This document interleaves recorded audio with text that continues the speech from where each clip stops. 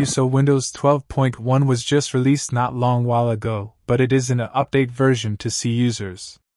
Feedback. So in this video I am going to show you how to become a window and receive all the latest information about Microsoft. Microsoft, type Windows Insider and click on it.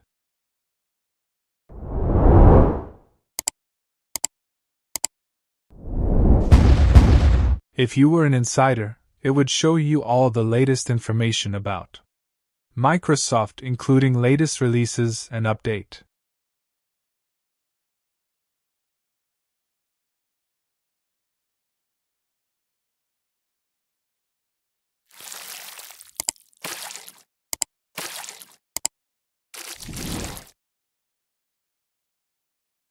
You can join, but your application will take about 30 days to be released and approved. Then you will be receiving updates and update installation before they actually come out. Very cool, right? Join the Microsoft Insider program now and get some of their latest releases like the upcoming Windows 12.1.